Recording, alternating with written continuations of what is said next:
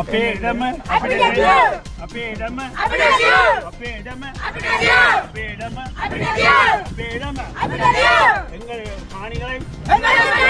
எங்கள் காணிகளை எங்களுக்கு தாங்கள் எங்கள் காணிகளை අපේ ඉඩම අපිට දෙන්න අපේ ඉඩම අපිට දෙන්න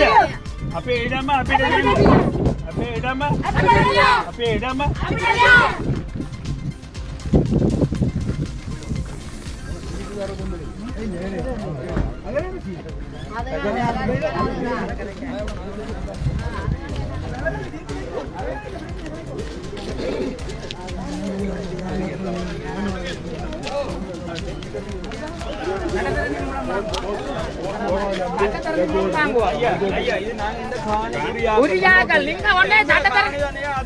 சட்டத்தரணி மூலம் நாங்க வாங்குவோம். நீங்க சட்டத்திற்கு கொடுங்க. இது எங்க இடம், இது இதெல்லாம் நீங்கள் எங்களை பாதுகாப்பு தர வேண்டிய எனக்கு பிரச்சனை இல்லை. சரி, எந்த ராணிக்கு நிக்க வேணாம் நீங்க சொல்லுவீங்க. நீங்க நிம்மதியா நாங்க எந்த ராணிக்கு நாங்க நிக்க, நீங்க வந்திருக்கீங்க நாங்க நிக்கல. நீங்க கொண்ட சட்டத்தரணி மூலம் நாங்கள் வாங்குவோம். நீங்க போய் பாருங்க. அந்த வீடு வந்து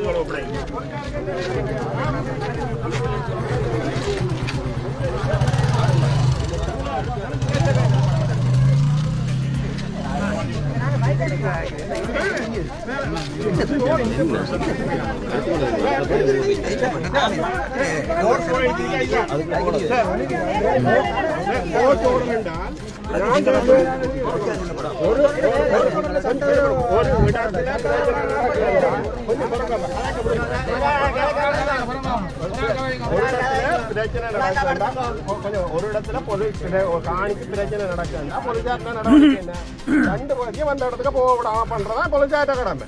அதை விட நீங்கள் என்னண்டு இதுல வந்து யார் உங்களுக்கு அறிவிச்சது இதுல பிரச்சனை இது நாங்கள் பிரேச மெம்பர். நீங்கள் என்னண்டு எங்கண்ட வீதியில போக விடாம தடுக்கிறது நான் கேட்கிறேன்.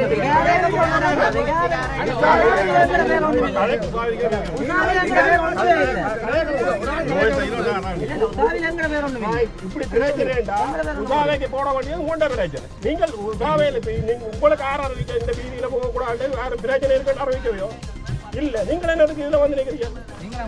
நீங்களா வந்து இதுல நிக்கிறாங்க. இலங்கையில ஜனாதிபதிக்கும் ஒரே சட்டம் இருக்கின்றது.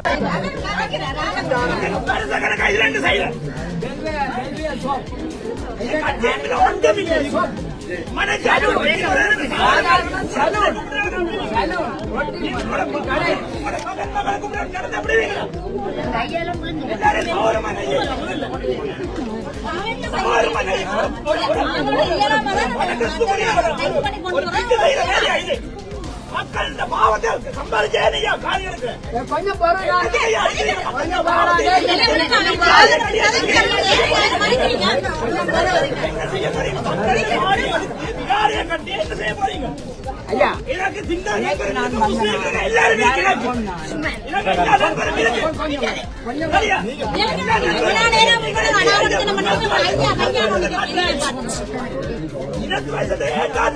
எனக்கு வீடு அடுக்கலை இருக்கு. என்ன நீ போக வேண்டாம் சொல்லுவேன். என்ன போக வேண்டாம் சொல்லுவேன்.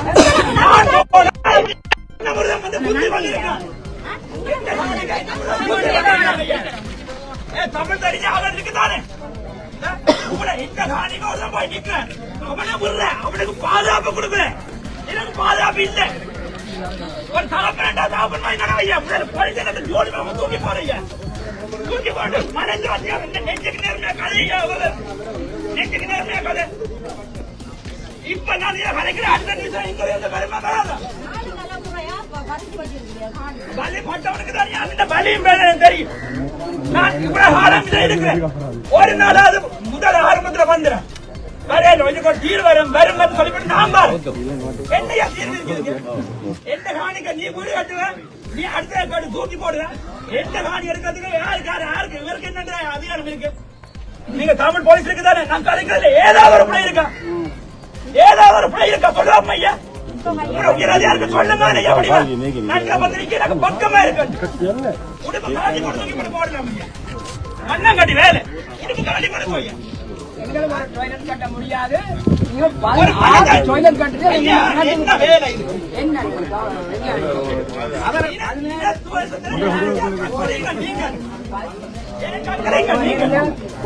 கொஞ்சம் பொருடா நான் சொல்றேன். 17 பரப்பு காணிய காலைக்கு திருவேன். இந்த கோயில் காணி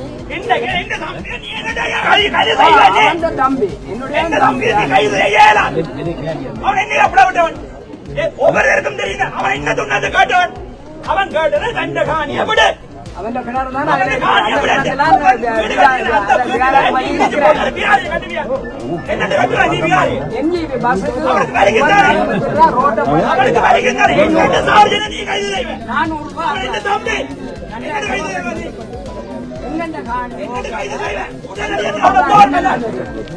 கைது செய்ய மாட்டார் அந்த களவெடுத்தவன் தான் களவெடுத்தவன் தான் கைது செய்யணும் நீங்க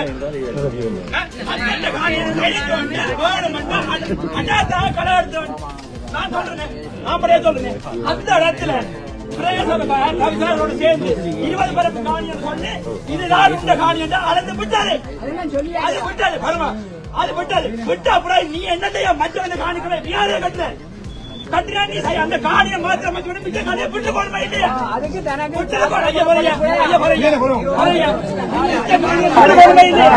மிச்ச காணிக்கு ஏன்டா ஆசைப்படுறீங்க மற்றவன் காணிக்கு ஏன் ஆசைப்படுறீங்க நீங்க ஏன் ஆசைப்படுறீங்க மற்றவன் காணிக்கு மற்றவன் பாடப்பட ஐயா உன்னமாய் தானே ஐயா உன்னமாய் தானே ஐயா எனக்கு ரத்தம் இருக்கு உன்னமாய் தானே எனக்கு ரத்தம் இருக்கு நீங்க மனிதர் தானே நீங்களும் மனிதர் தானே செய்யறீங்க பாவம் பண்ணி செய்யறீங்க நீங்க ஏன் பாவம் பண்ணி செய்யறீங்க ஒரு மனச்சாட்சி இருக்க என்னையா புலவிட்டவனா என்ன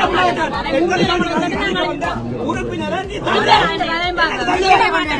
அவன் காணி என்ன காணிக்க நீ இருந்தோன்னு இந்த விட தள்ளுற 3 பேரையும் கொண்டு அந்த 3 பேரையும் விடுவோம். கைது செய்தாலும் பரவாயில்ல ஏன் அடிக்காது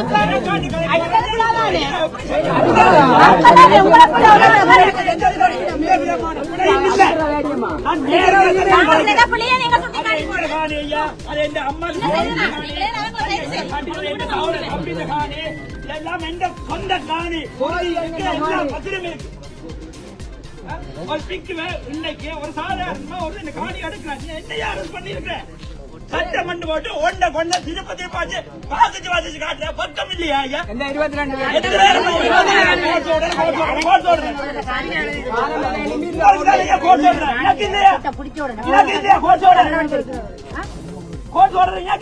அவங்க சொத்து இல்ல தான் சொத்து போயிட்டா நீங்க விடுவீங்களா உங்களோட காணிய அதுக்கு 16 தருவியா சரி இந்த காணியோட உங்களோட காணி இந்த உண்ட சொந்த காணி என்ன கழி தருவியா ஐயா கழி தருவியா ஏன்னா அந்த காசு போயிடும் உண்ட சொத்து போயிடும் உண்ட பண்பாடு போயிடும் எல்லாம் போய் பயப்படாதான் ஐயா எந்த சொத்து தான் விசாரியா ஐயா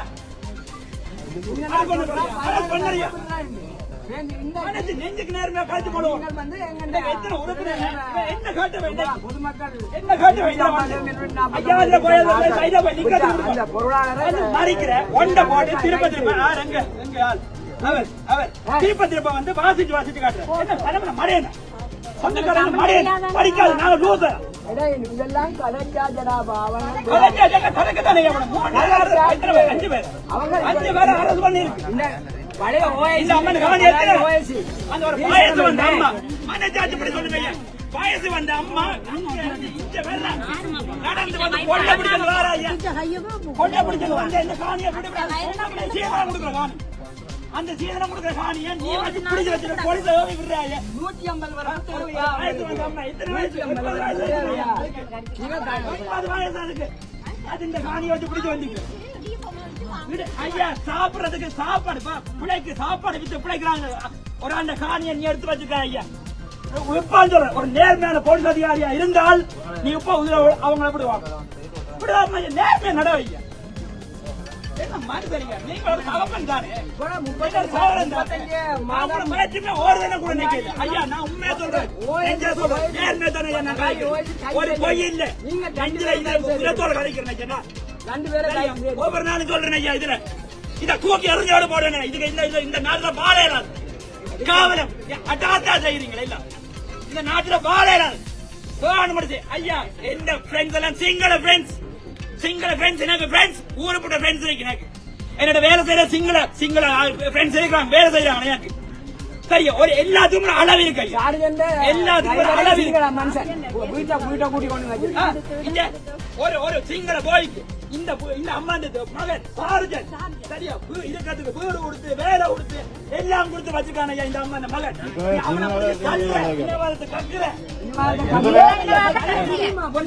சிங்கள தம்பி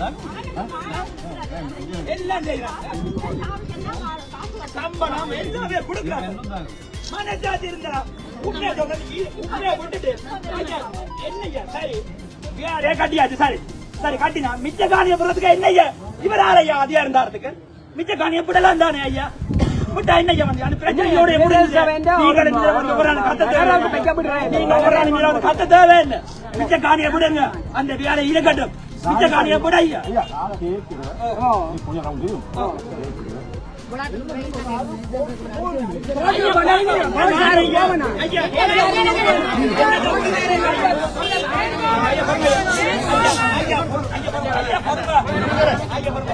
ஐயா எங்களோட உறுதி இருக்கு கோம் இருக்கு எல்லாமே இருக்கு அவரோட இருக்கு நீங்க செக் பண்ணுவீங்களா ஐயா இது பொது இடமா உங்களோட வீடு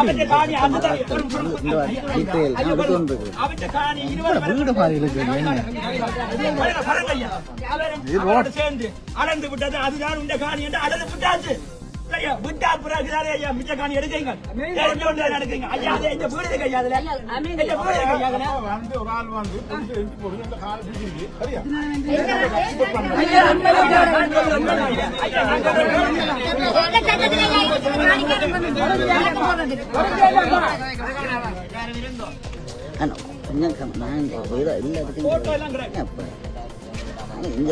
அதுக்கே வந்து கவு பண்ணுவாங்க எல்லாரையும்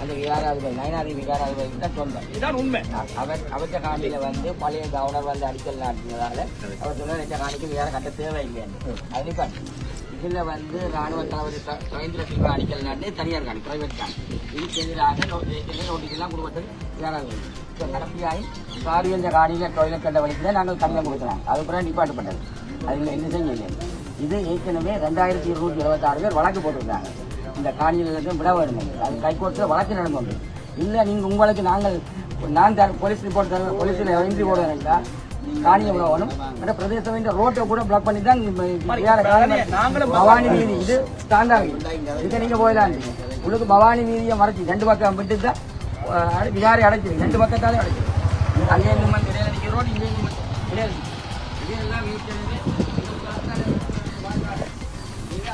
வருமா ஆனால்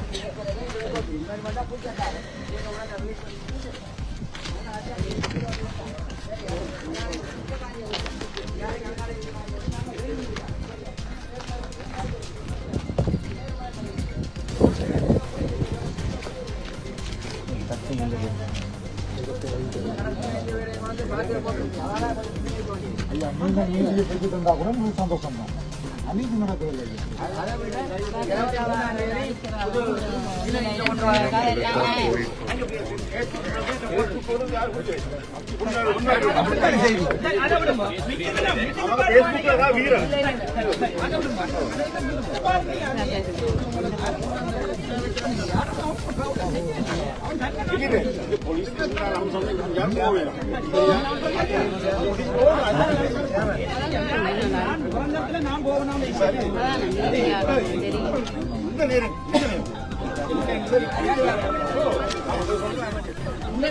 இந்த நேரம் என்ன பிரச்சனை 3 வருஷமா பிரச்சனை 30 வருஷமா பிரச்சனை இந்த நேரம் என்ன பிரச்சனை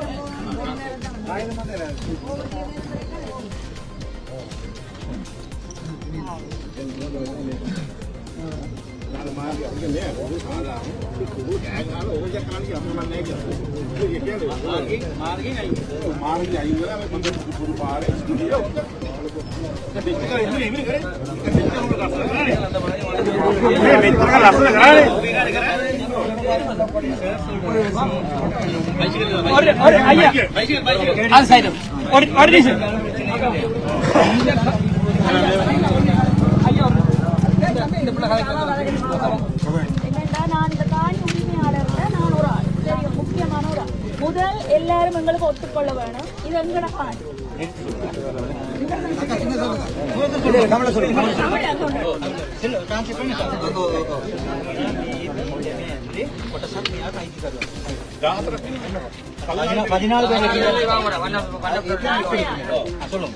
சரியோ இது எங்கட காணி நாங்கள் 4 வருஷமா போகாத இடம் இல்லை இப்ப கடைசியா என்ன பிரச்சனை நாங்க மாதம் மாதம் போராடி வாரம் எங்கட காணிக்கு கோர்ட்ஸ்லயும் இதுலயும் எங்களுக்கு எந்த வித நம்பிக்கையும் இல்லை ஏன்னா கூட 9வது சரத்தை சொல்றது பௌத்த மதத்தை வந்து இங்கோல நடந்த பிரச்சனைக்கு சஜித் பிரேமதாசன் என்ன கதை பௌத்த மதத்தை பேணி பாதுகாக்கவன் அப்ப எங்கட வீட்டு கூரையிலையும் கொண்டு புத்தகத்திலேயே வைப்பீங்க நாங்க வாயை மூடிக்கொண்டு போனோம் அதுதான் இப்ப இன்றைக்கு கைது செய்தது உங்களோட சட்ட நடவடிக்கை உங்களுக்கு சொல்றது என்னன்னா நீங்க எந்த புத்தகத்துல வச்சாலும் நாங்க வாயை மூடிக்கொண்டு இருப்போம்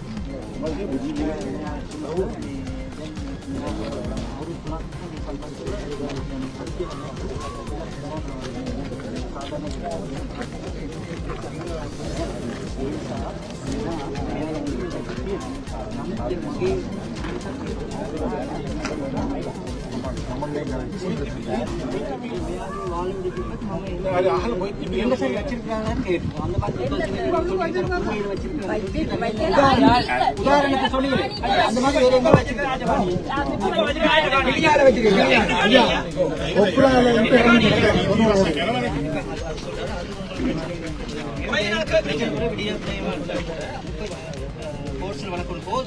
எங்க அதுதான் நாமளும் கேட்கிறேன். நீங்க என்ன யாரும் வழக்கு போடுறீங்க? வழக்கு போட்டா இதான் நடக்கும். வழக்குல நீங்க ஒடிஞ்ச வந்திருப்பீங்க 10 வருஷம் அதம்மா எல்லாம் சேர்த்து 2276 பேர் முழு காணிக்கு தான் வழக்கு போட்டுருக்காங்க.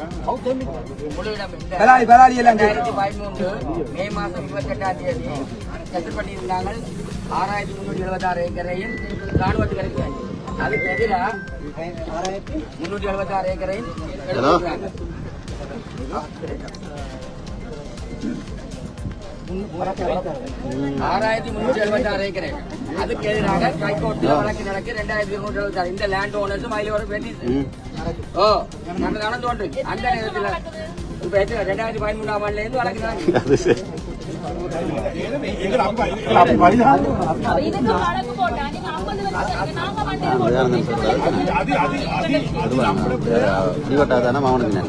அவனை பெரிய ஆளாக்கி போட்டாங்க.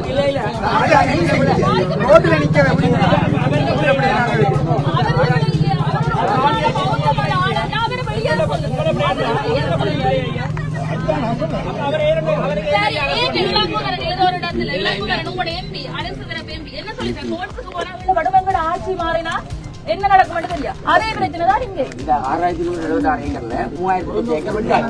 ஆனா இன்னும் அந்த கெசட் நோட்டிபிகேஷன் வித்ட்ரா பண்ணியாச்சு. இந்த கார்டு ரிலீஸ் பண்ணியாச்சு. ஆனா இப்பவும் சரி இப்ப நாங்க